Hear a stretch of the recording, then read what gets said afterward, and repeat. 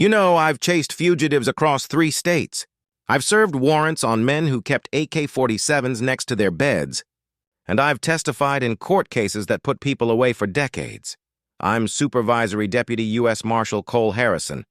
That's what I do for a living, but nothing, and I mean nothing, prepared me for the moment 3 badge-wearing strangers slammed handcuffs onto my wife for planting a flat of bright red geraniums in our own yard. It was supposed to be the most peaceful weekend we'd had all year. Up at our little cabin in the Sawtooth Mountains of Idaho, just me and Eliza, my high school art teacher wife, and a whole lot of quiet, you know. We drove up Friday evening, and on the way, Eliza stopped at the local garden center and grabbed a flat of the boldest, most beautiful red geraniums you've ever seen because, as she said, the front flower box looked sad and empty, and that's just Eliza. She sees something broken and she immediately wants to fill it with color and life. Saturday morning was that perfect mountain air, the kind that makes your lungs feel crisp. And I was inside sipping my coffee, realizing for the first time in weeks that I wasn't listening for a police scanner or a ringing cell phone while watching her through the kitchen window. She was on her knees talking to those geraniums like they were her high school students who needed encouragement, carefully spacing each one, and I just thought, this is perfect. This is exactly where I want to be. But then I saw it across the street. Standing on a porch with the kind of stiff-backed posture that suggests she hasn't laughed in years was Martha Caldwell. She had a crisp white polo shirt, khakis, a tight gray bun, and was watching Eliza through a pair of high-powered binoculars, not just looking, but conducting surveillance, you know. She had a clipboard, and every few seconds she'd lower the glass and write something down, and I remember thinking, who does that? Who watches a neighbor plant flowers through binoculars at 8 in the morning? It was so ridiculous, so suburban, that I just laughed and dismissed it completely. That was my first colossal mistake, underestimating the danger of someone with too much time and an imaginary badge of authority. I deal with actual federal threats. People smuggling narcotics are on the run for grand larceny, so a nosy neighbor with a clipboard seemed like a bad joke. But I was about to learn that sometimes the most dangerous conflicts happen when ordinary people believe they're the arbiters of absolute truth, especially when grief or obsession is driving the car. About an hour later, that perfect quiet shattered. Martha came marching across the street like she was leading a covert operation, having traded her binoculars for a professional-looking camera and a bright yellow measuring tape. And behind her were 2 others I'd never seen, a nervous guy in a navy blue security shirt with patches that read, Certified Community Standards Professional. We'll call him Trent. And an older woman with an intimidatingly thick clipboard. Dolores, excuse me, Martha called out, her voice somehow both sugary sweet and deeply condescending. I need to document these flowers for the violation report. Article 6. Delta of the Neighborhood Compliance Committee standards clearly states all external color plantings must be pre-approved. Eliza stood up, dirt dusting her knees, totally confused. Violation? We just planted flowers and we don't have an HOA.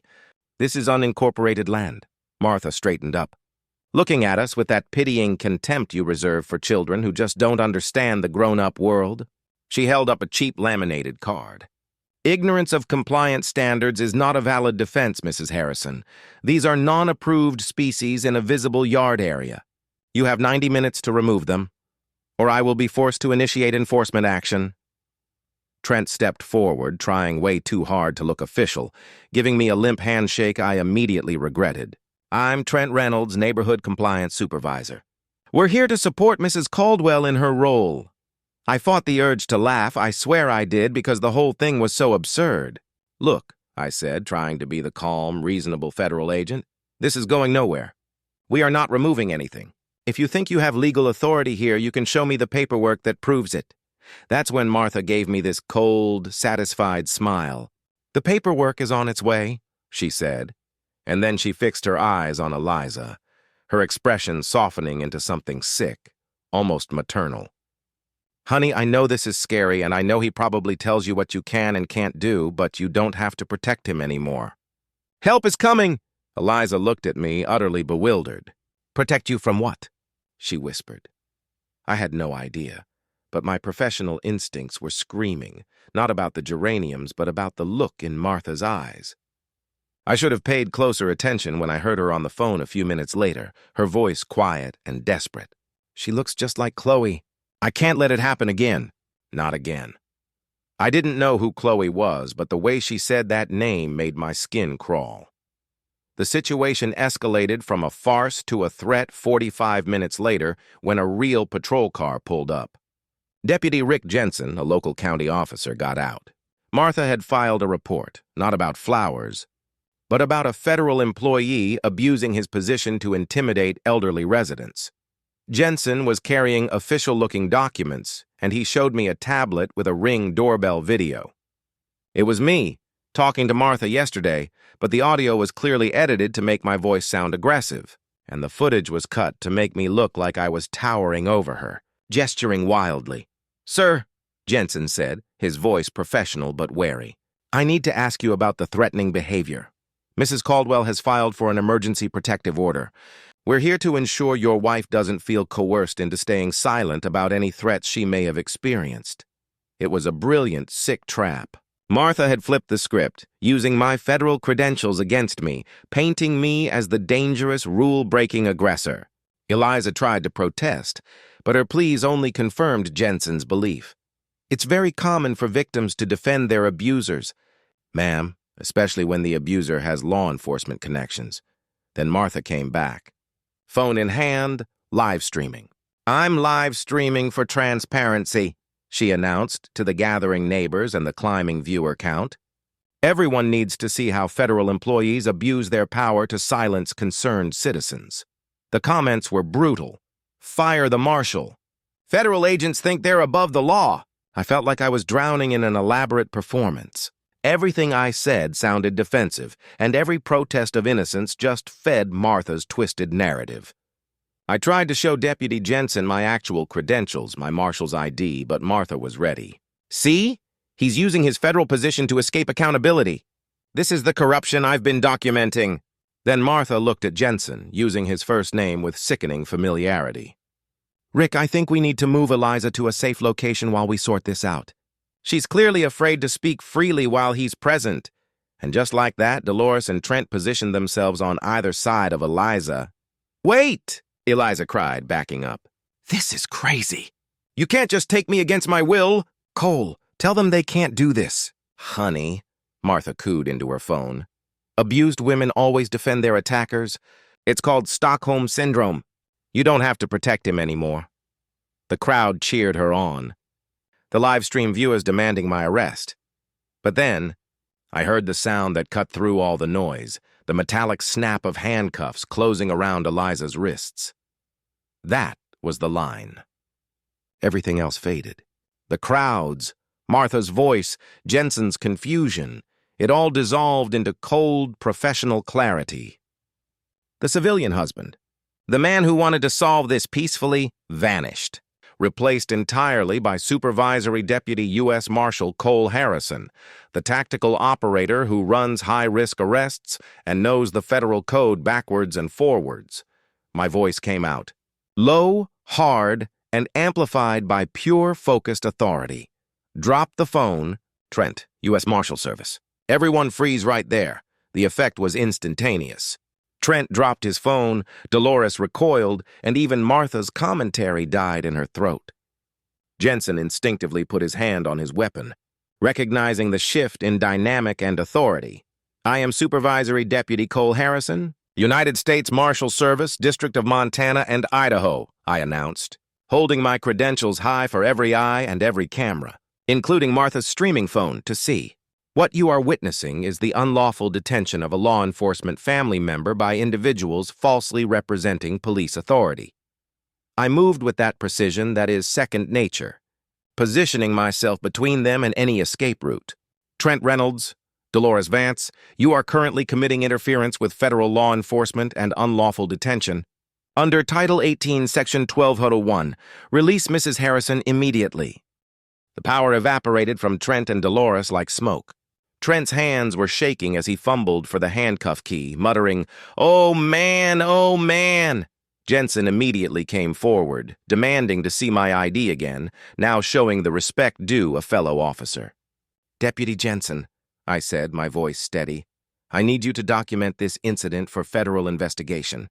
These individuals have committed multiple felonies, including impersonation of federal agents and conspiracy to violate civil rights." I pulled out my own phone and began recording, following protocol. "For the record, this is Deputy Marshal Cole Harrison conducting field documentation of federal crimes committed against Deputy Marshal Cole Harrison and spouse Eliza Harrison." Eliza was finally free. Trembling slightly, but Martha wasn't done. Even as her whole world collapsed, she kept filming. "This is federal overreach," she shrieked at her audience. "A corrupt agent is using his position to silence concerned citizens." But the unraveling had begun. By the time we got back inside, my phone was exploding, not just from my office, but from neighbors. Hank, our next-door neighbor, a guy who actually was a retired cop, had recorded the whole thing from a different angle. His footage showed Trent putting on his fake security patches just before approaching our cabin. More importantly, Hank had done the research. There was no registered HOA in our area, no legitimate neighborhood compliance committee, nothing. Martha had been running a complex fraud scheme for months. "Look at this," Hank said, showing us text messages. "She calls it an intervention operation.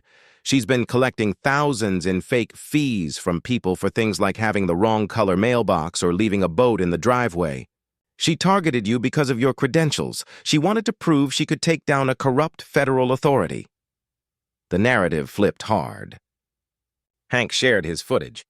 The original viral clip was suddenly viewed in context. "Wait, those badges are fake? She charged them a fee for a mailbox?" The hashtag "The Martha Lied" started trending alongside Flowergate. But Martha, delusional and backed into a corner, scheduled a public rally, doubling down on the lie that she was the victim. The rally was scheduled for noon on Sunday. 40 people showed up, some genuinely concerned, most just curious to watch the car crash. Martha had banners, "Stop Federal Bullying." The final blow came when Deputy Jensen arrived. Not to arrest me as Martha had promised her followers, but to serve her with a restraining order and a criminal complaint for fraud and impersonation of a peace officer. Additionally, Jensen announced over Martha's microphone, his voice ringing across the quiet mountain clearing, "Our investigation confirms there is no registered homeowners association for this area. Mrs. Caldwell has been defrauding residents for non-existent violations." The crowd gasped. The sound of 40 people realizing they were scammed is a heavy, awkward silence. In a desperate final attempt to prove her legitimacy, Martha tried to play her edited video on the big screen she'd set up. But when the file opened, the title was clear for everyone to see: NCC Roleplay Draft 4 Move Roleplay. It was all a script. The crowd dissolved. Trent, the fake security guy, showed up in his street clothes, dumping a box of fake badges and clipboards onto the podium. "I'm sorry," he mumbled. "She promised me a job reference. I thought it was legit." Martha was left screaming into the microphone at a handful of elderly neighbors, insisting she was the victim of a federal hack. "I'm filing a formal complaint. This federal agent must be stopped. Chloe would want justice." That name, Chloe, finally explained everything. 2 weeks later, Deputy Jensen called us into the sheriff's office. He told us that Martha's daughter, Chloe, had been killed 2 years prior, run down by a driver who was texting and driving, a rule breaker who only got a suspended sentence. Martha's grief had curdled into a fixation on absolute rule enforcement. She believed if rules were perfectly followed, Chloe would still be alive. And she saw Cole, the federal agent who dared to ignore her rules, as a proxy for the man who killed her daughter, a dangerous man who needed to be stopped. She saw Eliza as the girl who needed rescuing. Understanding her motive was tragic, but it didn't excuse the crime. Martha was convicted of multiple felonies, sentenced to a year in county jail, probation, and significant fines. But the most unexpected thing happened at sentencing. The judge, a woman who understood mountain communities, ordered that Martha's restitution payments be used to fund a memorial garden in Chloe's honor, a place for the community to heal. That garden became everything the fake HOA wasn't: Eliza volunteered, planting a prominent section of bright red geraniums. Hank organized the fundraising. And 6 months later, I saw Martha working quietly, carefully in the garden as part of her community service, tending the flowers. Her obsession finally channeled into growth rather than destruction. The final touch on the garden was a set of wind chimes, donated by the sheriff's office. They were made from bent pieces of metal, symbolic remnants of the fake handcuffs and badges Martha had used. When the mountain wind blows through them, they make a soft, melancholy sound, a reminder that justice isn't just about punishment, but about learning to stop controlling others and finally start healing yourself. It's easy to judge Martha Caldwell as a power-hungry villain, and her crimes were real, but the engine driving that bus was a mother's profound, untethered grief. So I have to ask you, does deep, debilitating grief ever provide context or even a sliver of excuse for a truly destructive criminal act? Or is a felony just a felony, no matter how much pain drives it? Let me know your thoughts down in the comments, because sometimes even a U.S. Marshal needs to hear where the line truly is. Don't forget to like and subscribe for more stories from the other side of the badge.